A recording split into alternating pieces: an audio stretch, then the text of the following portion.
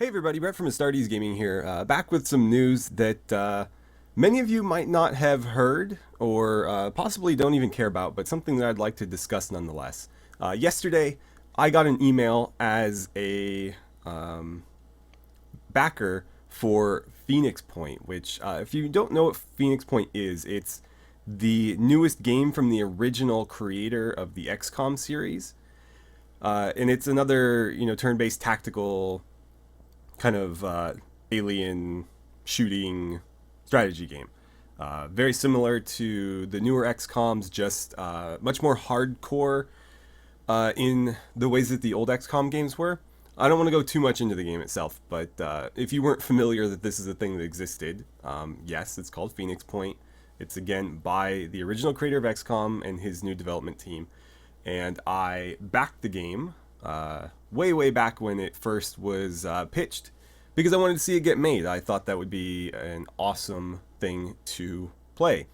Unfortunately, as I was saying, I got an email yesterday morning as a backer saying that guess what? The game is now an Epic Games Store exclusive. And so what does that mean for me? It means that if I don't want to use the Epic Store and I still want the game that I backed and paid for, I have to wait a year for Steam or a GOG key. So obviously that is kind of upsetting news. And so I went over to the forums on the company's website, the people developing this game, and it looks like I'm not alone. So there's a lot of people that are really pissed off about this. I'm not going to read through all these comments here, but I do find it very telling. So if you look at the popular links on this forum, the second most popular link is, we have some big news. Phoenix Point is coming to the Epic Game Store as an exclusive. And what's the most popular link right above that? The refund request link. So it looks like there's a lot of people that are really pissed. And so I can't blame them. I'll probably be refunding this as well. I've absolutely no desire to use the Epic Game Store for any reason. And not just because I'm like a Steam fanboy. I actually really dislike Steam. I use it because I have to, but I don't mind alternatives to Steam. In this case, however, I don't think making games an exclusive to a different market is the best way to go about it. I'm all for competition, but this isn't competition. This is like undercutting. And again, I didn't back this game on the pretense that I was going to have to use the Epic Game Store or that my key was only going to work there for a year. Which, again, the Epic Game Store didn't even exist when I backed this game. And so it was effectively sold to me as a key that was going to work through GOG.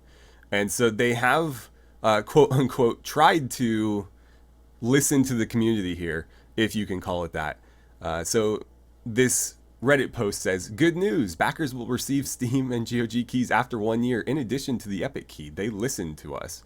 No, I don't think they did. I really don't think they did.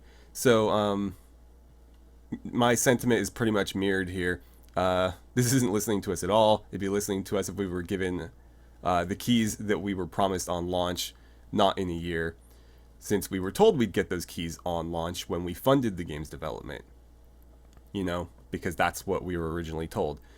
And so in my mind, this is even worse than the drama that was sort of surrounding, what's it called? Metro Exodus, where they sold pre-order copies of the game on Steam and then shifted it to the Epic Game Store. Because that game was already bought and paid for and made. Yes, they did market it on Steam for a while, and I believe they did honor those pre-orders through Steam. It's just that everything following that was only available through the Epic Game Store for however long the exclusivity deal was. In this case, people paid for this game to make or to have it made. So like my funds, everybody else who backed this game, we put the money in to help it get made. We weren't just buying it after the fact. And now that the game is ready to be sold, unfortunately, they're telling us now that, oh, by the way, this is a new thing that we're doing. And that's a really shitty thing in my opinion. So if you were a Phoenix Point backer, which I'm willing to bet most of you probably aren't, I doubt many of you have even heard of it, but if you are, I recommend that you make your voice heard. If you think the best way to do that is to refund the game, then do so. That's what I'm going to do. But if you would rather not, then at least let them know you're displeased if you are. If you don't care, then of course don't bother. But that's just a little bit of news I wanted to cover today, because obviously it affects me directly, and it may affect you if you're a backer as well. But that's where I'll leave it. So just a quick video here, letting you guys know. Again, really sucks. This game looked promising, and then they throw this curveball at the end that completely ruins it. I don't understand the logic of these companies sometimes. With the AAA market, I get it, because all they care about is making money. That's their absolute, number one thing. Nothing else matters. How much money can we make right now? And through the Epic Games Store, not only is Epic Games often paying for these exclusives, I mean, they are paying for these exclusives. They're offering monetary incentive to make the game exclusive, and then of course, selling games through the Epic Games Store gives a larger cut to the publisher and or developer than they would get through Steam. Steam, I think, takes like 30%, and if the game sells like 100,000 copies or something, then Steam takes a little bit less. But through Epic Games, I think they keep 12 or 15% or something, and the developer gets a little bit more. So there is a monetary incentive there. But to basically cross your entire community for that extra 15%, is that really worth it? Especially in this case where you built up this community that's helping you make the game essentially, and then you sort of just double back on them right as the game's about to come out. Like, what better way to just ruin the launch of your game than something like this? And the same is true for Metro Exodus, where they again did it as they were marketing pre-orders for the game. It just doesn't make sense. If you go with this option from the get-go, I can understand that. I mean, for a smaller developer, that extra cut that they get through Epic Games versus Steam could make a big difference.